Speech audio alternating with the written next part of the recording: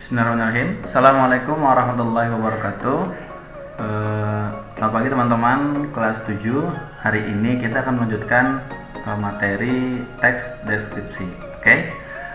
Minggu kemarin teman-teman sudah menyimak video Ustadz ya mengenai teks deskripsi. Ustadz akan coba jelaskan kembali ya teman-teman untuk melengkapi pengetahuan teman-teman kemarin.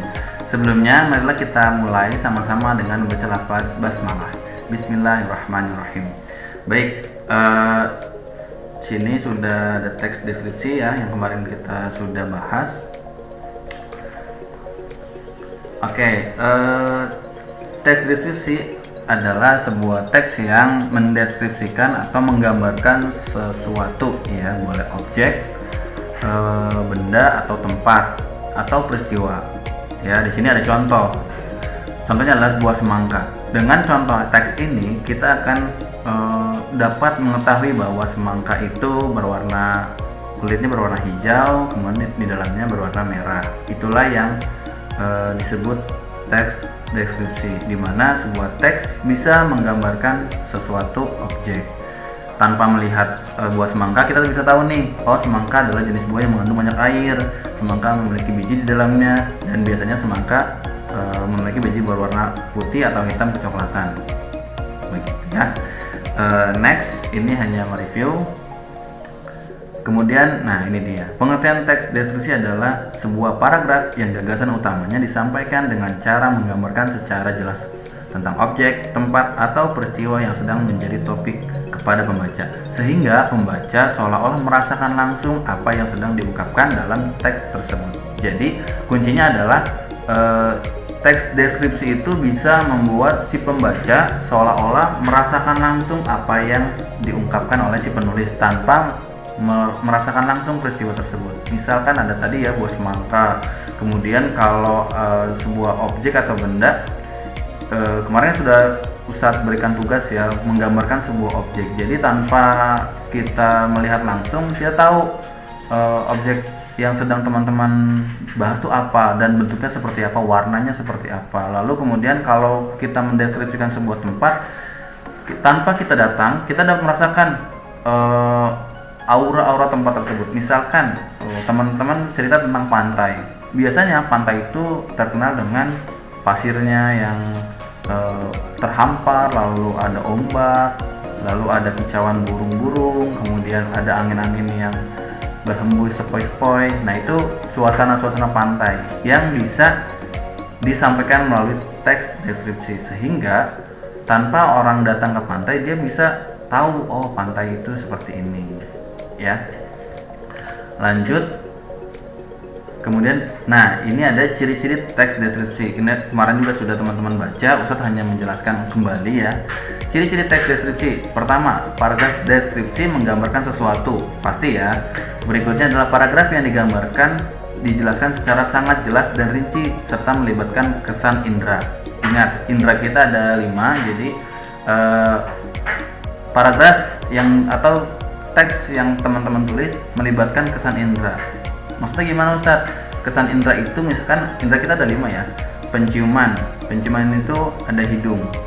Teks-teks atau tulisan-tulisan yang menggunakan kesan indera, misalkan mencium aroma ya, itu dituliskan. Kemudian ada sentuhan ya, misalkan menggambarkan bahwa pasirnya bertekstur halus, lalu ada ombak yang menghempas tubuh, lalu ada angin yang membelai rambut sehingga terasa sangat sejuk. Nah, itu juga menggunakan kesan indera sentuhan. Lalu ada kesan indera penglihatan atau mata. Ya, misalkan dengan apa? Contohnya dengan pantai itu sangat luas, terhampar begitu panjang. Hamparan pasir putih. Nah, itu kesan indera mata yang digunakan. Lalu ada kesan indera pendengaran, terdengar suara riuh, gemuruh ombak saling bersahutan. Nah, itu telinga ya. Jadi sudah ada telinga, mata, hidung, sentuh, kemudian kecap misalnya. Kecap misalkan misalkan air laut yang asin, ketika berenang teman-teman akan merasakan air laut yang sangat asin, atau dengan rasa-rasa yang lain, misalkan buah kelapa yang segar sekali, manis dan seterusnya. Itu menggunakan kesan indera pengecapan. Jadi 5 indera ini biasanya ada 1, 2 atau lebih di sebuah teks deskripsi, sehingga membantu menguatkan gambaran-gambaran objek atau peristiwa yang sedang terjadi. Lalu ada ciri-ciri yang ketiga nih ya.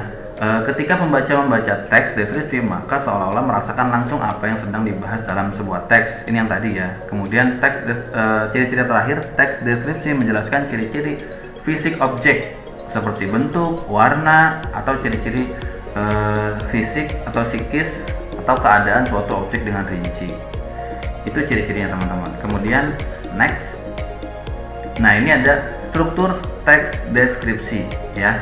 Pertama, identifikasi adalah deskripsi umum, terdapat pada bagian awal sebagai pembuka, lalu isinya berupa gambaran yang masih umum ya, sehingga ini belum spesifikasi. Kemudian ada struktur yang kedua, penyusunan bersistem dengan kelompok menurut kaidah atau standar yang telah ditetapkan.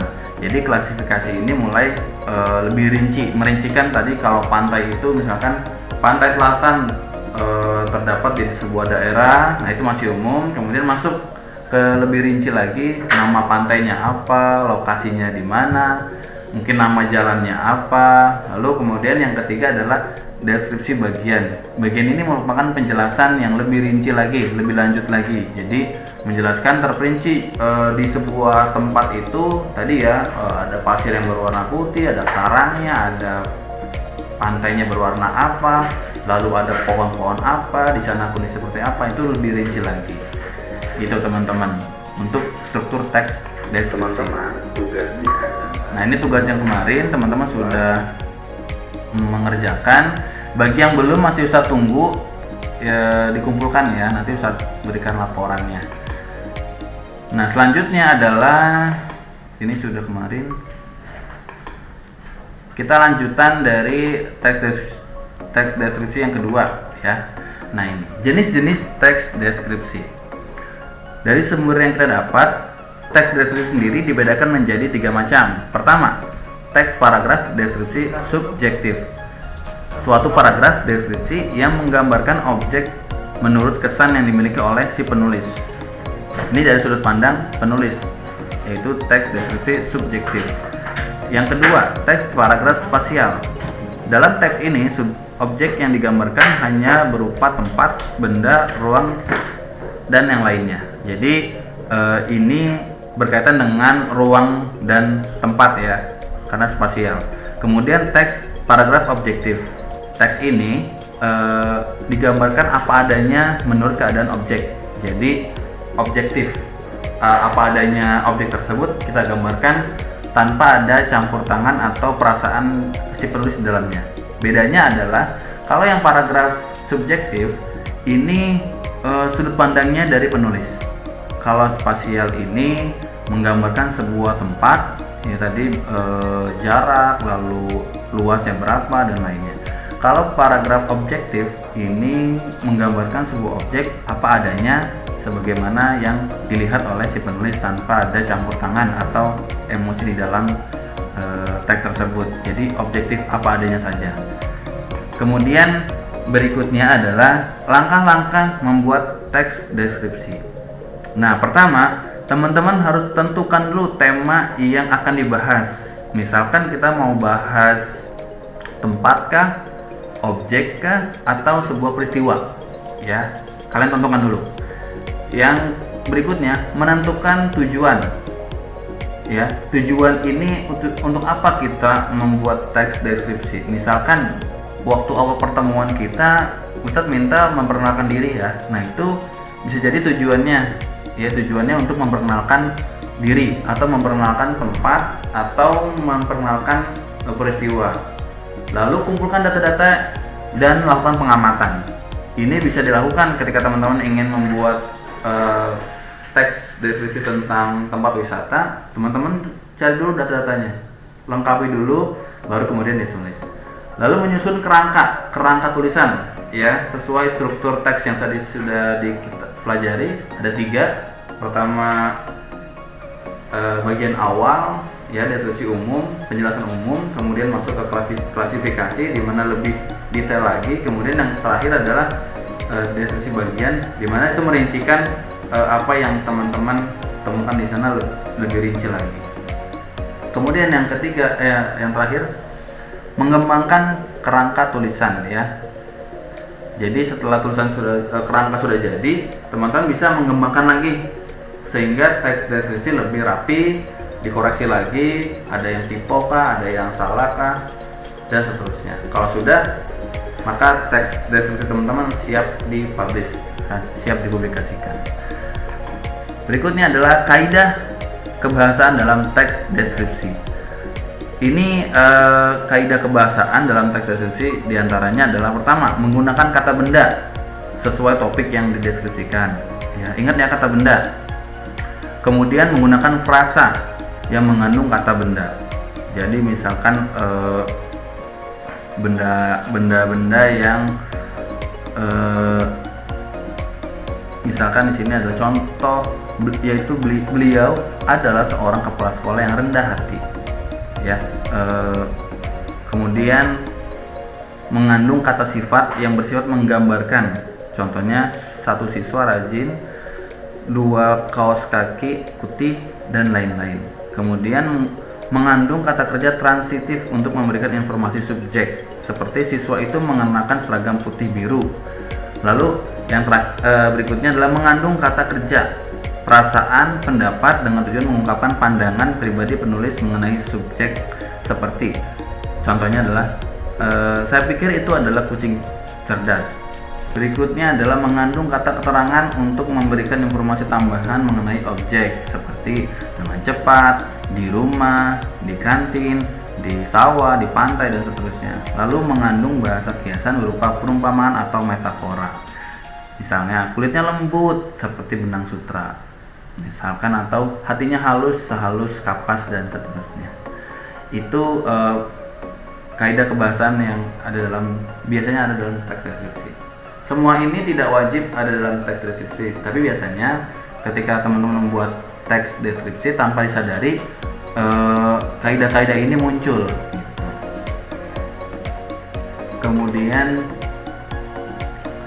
nanti Ustadz akan berikan kuis kepada teman-teman. Silakan teman-teman kerjakan, kemudian hasilnya kalian screenshot lalu berikan ke Ustadz via WhatsApp pribadi. Oke? Terima kasih teman-teman. Selamat mengerjakan tugas. Assalamualaikum warahmatullahi wabarakatuh.